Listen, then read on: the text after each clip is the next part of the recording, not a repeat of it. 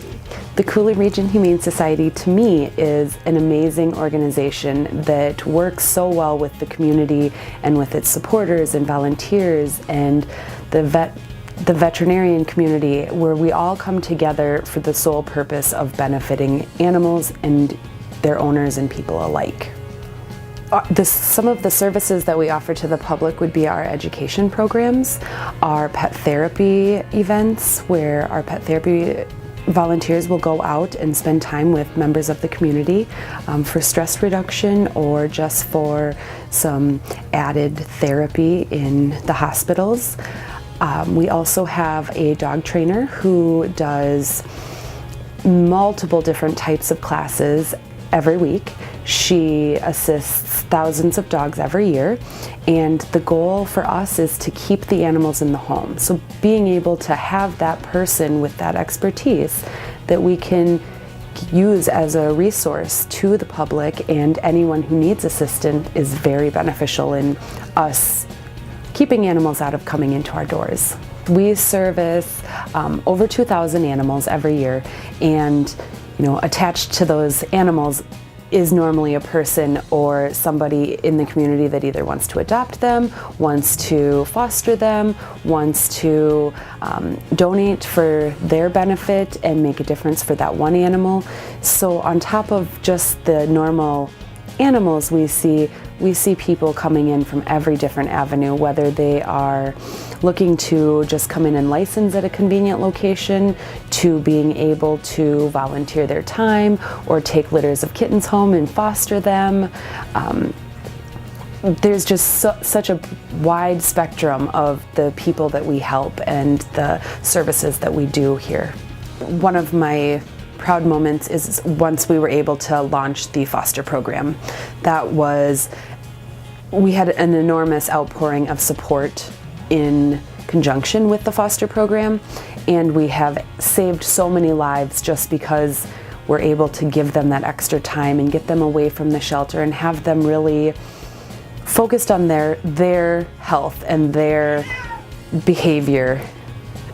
One of the larger misconceptions that I believe the Humane Society has is that we are not here for the animals, or we euthanize every animal that comes through our door. And honestly, the goal is completely the opposite of that. We fight daily for animals that might not be in the best condition and might have a long road ahead of them. But as long as they're willing to fight, we're willing to fight with them. And then we have our amazing staff who are here in the morning. When we open, they stay late to make sure that all of their work gets done, to make sure that every animal is cared for. They have the compassion for each and every single one of those animals, and they're always doing the best they can because they truly care about the animals and this organization, and they want it to be a better place. Animal control is, we have 5 state certified humane officers. We have to be certified to cover all animal-related situations that may occur. Attempt capture of animals running at large, dogs, cats running at large.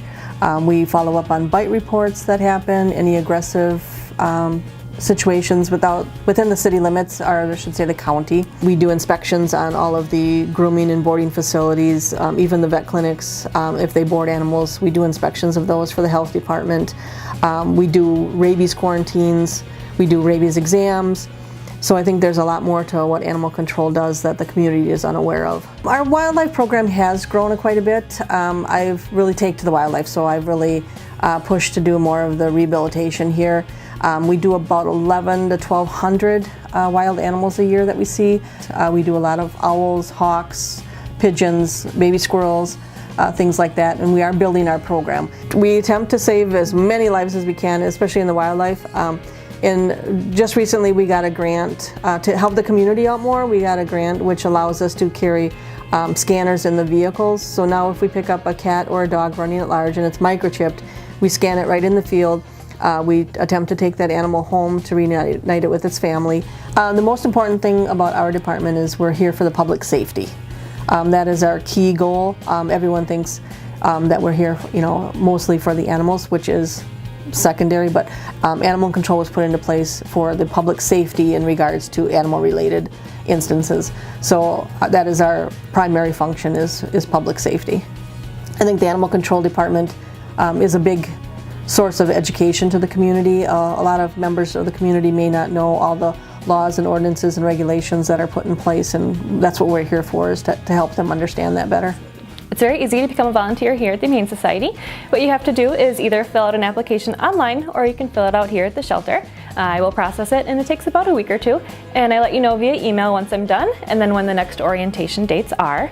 Then I sign you up for an orientation, lasts about an hour. I show you exactly what we do, and I give you a tour, and then from then on you're able to just sign up whenever available and volunteer. We have about 340 active volunteers right now. Some of them come several times a week, some of them come once a week, once every 2 weeks, but they're all very dedicated and hardworking, and they really keep us going here. They're very imperative to our program. We wouldn't be able to do even half or a quarter of what we do without our volunteers.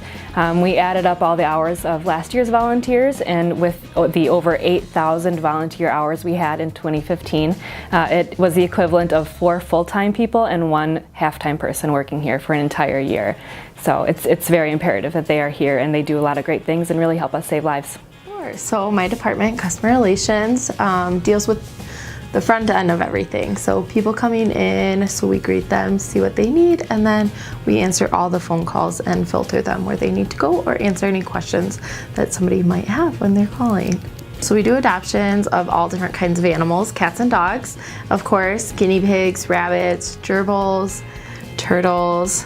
We've done a horse once, all different kinds of animals. So the shelter here provides various services to people, and if we don't have the service, I really encourage the girls working up front to refer them somewhere else. So for like a doggy daycare, they have a list of numbers they can give, and they'll just give the people over the phone those numbers. As far as services we have here, the first program I'll talk about is our SNAP program. That's a spay-neuter assistant program. So what that is we don't have a vet here on staff, but we work with various vets in the area, and we help people get their animals spayed or neutered, or both if they have various animals in the home. Other programs that we offer, we have something called a Frankie Fund. That is for people that are running into an emergency-based situation with their animal, as far as medical wise, and they just need a little help. So it's a no interest loan of up to $200 that we work with them to have them pay back when they are able to. And then another thing that we do offer is a Banfield grant. What that is somebody does pay a $20 copay, but then they get a $250 grant. To qualify for that, you have to be looking to surrender your pet for financial reasons, because they're having some sort of medical thing going on. If somebody calls and they have a cat problem or a dog problem with their personal pet, we like to give them the best assistance we can. Some of the girls up front will give guidance as far as problems that they're having with their cat. Some of the girls don't know all that information, so they'll send them in the direction that they need to go. The other thing is people will call for dog issues, and our dog trainer here is wonderful. So I most of the time just send them to Shirley, and Shirley's most of the time able to turn it around, whatever they have going on. So I would say my favorite part of the job or my department is being able to interact with so many people. I think having that opportunity to educate people with issues that are going on in society that are animal related is one of the greatest opportunities that all my staff have, and that I have as well. We have a huge job that the animal caregivers and adoption counselors do. Everything from cleaning the kennels to pointing out vet concerns or medical concerns to meeting potential adopters and new homes for our animals. We did start the barn cat program, and another barn kitty is going home tomorrow. We would love for them to be happy and have fun at a home where somebody's caring for them, and yes, they're in a barn, but they're going to be happy and alive and still having somebody love them. My staff are awesome. They're a very dedicated group of individuals who I never ever doubt that they are not here for the right reason.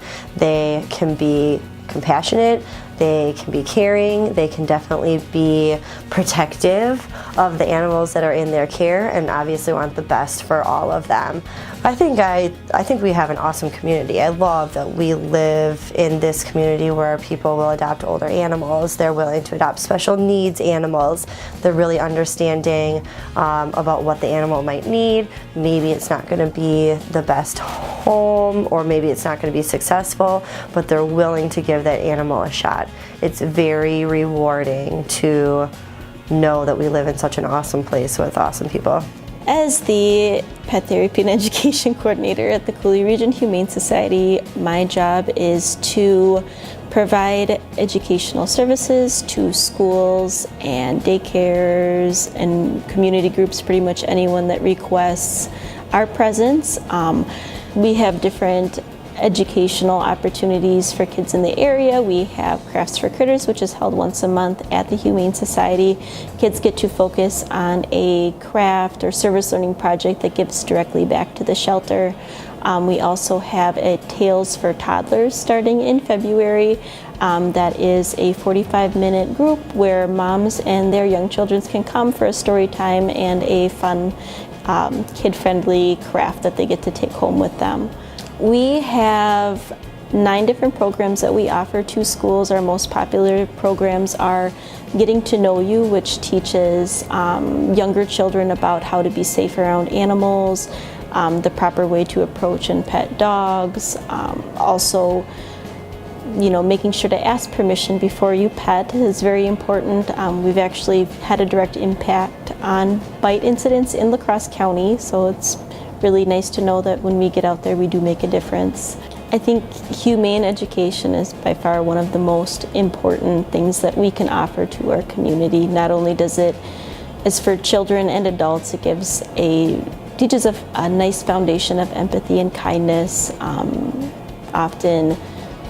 Sometimes if someone doesn't grow up in an environment where animals are considered to be a valuable family member, it often shows them a different perspective and helps them have a sense of empathy that, is good for both animals and people. Our teams go to all kinds of different locations, hospitals, nursing homes, rehabs, memory cares, schools. We do a Read to Rover program where kids that are struggling with literacy can read to a dog, a non-judgmental presence that helps them actually improve their literacy skills in addition to their self-esteem, a sense of well-being. It's been an extremely successful program. I kind of have a special place for those first visits. I really enjoy those. I like, that moment when, a new volunteer sees the impact that they have on the people that they visit with, where you just kind of sit there and try not to cry with a big smile on your face. Those are kind of my favorite moments. As operations assistant, I do all the adoption follow-up, making sure people do their deadlines for getting them spayed and neutered. For the foster care program, I'm in charge of recruiting new foster parents and getting everyone signed up and approved in the foster program. So I'll do home visits and go through applications with people. And then when we have an animal that needs foster care, I look at what foster family might be the best fit for them and work closely with the foster parents and with our kennel manager to get the foster animals into their foster homes. So for a foster family to get approved, they need to have a home visit. So during the home visit, I'll just be looking at where the animal would be staying, if they have an area to isolate the animal, if they have other pets at home, if they have a fenced yard, or what their plan is for walking the dog if they're going to foster dogs. And then we would just sit down and talk about what fostering would entail and answer any questions they would have. I think the foster program has been really beneficial for the shelter. We've definitely, we've had hundreds of animals go through it in the first year and a half that's been going, so it saved a lot of lives, and it helps, expand the shelter beyond the walls of the building. So basically, I handle all of the marketing and communications. So When we have major events and fundraisers, I'm in charge of overseeing and coordinating all of those events. We have 3 major events at the shelter. Our beer and wine tasting, which takes place in the fall. It's called Sip to Save Lives. We've done 2 underneath our belt, and that's been really successful. We do our annual Cause for Paws benefit every year too, where that's just an opportunity for the public and our supporters to get together and celebrate what it is we do here. We don't have a vet on staff, so we partner with 5 local vets, and they do so much for us, so we invite them to this benefit. And so I guess I'm in charge of overseeing that committee. We're also launching a new run walk, so that will take place this spring in May at Goose Island, so that'll be a new initiative. I also work closely with the media too, so every week you'll see me on Pet Project on Thursdays with an animal that's available for adoption. We're also going to start working with News 19, so I'll be there monthly with animals available as well. So pretty much with my position, I'm kind of like the face. So you'll see me go out and advocate for, adoptions and surrenders if you're not able to care for a pet. We're happy to do that, and we'll take on those responsibilities and rehome your animal. Again, providing resources for people who do own pets. We do all of that here. We have tags available for sale, and collars and leashes, and tons of knowledgeable people that can help in any way that you need. Our slogan is "Your Animal Experts, Your Community Resource." So we try really hard to be a resource for the public. So if you have any questions, about wildlife or pet care or other responsibilities that involve animals, or you just want to figure out what it is we do, you can always give us a call. We're happy to answer any questions, or visit our website. There's tons of resources available about how we can help you and about those animals too. So we have a variety of different avenues people can get involved and support our organization. Number one, of course, donations. It costs a lot of money for us to take care of these animals. We had more than 2,000 animals come through our door last year alone, and we do our best to adopt them out and find new homes for them, but housing costs money, and vet care, and all of the above. So donations would be a great way to help support our cause. And we have a Donate Now button on our website that people can go and click and make an online donation, or they can commit to a monthly donation to support a cause of any amount. We also have kennel sponsorship opportunities where they can pick a kennel either in our cat or our dog areas at the shelter and make a donation of $100 a month and commit to that for however many months they want. And that money goes to care for the animal in that kennel, whether that animal's there for a week or a month. Whatever animal's living inside of there will receive care through that money. You can also volunteer here. We rely heavily on the support of the public to come in and enrich our animals with playtime and socialization. So there's a variety of different ways that you can get involved and support our shelter, and we're definitely in need of all the help we can get.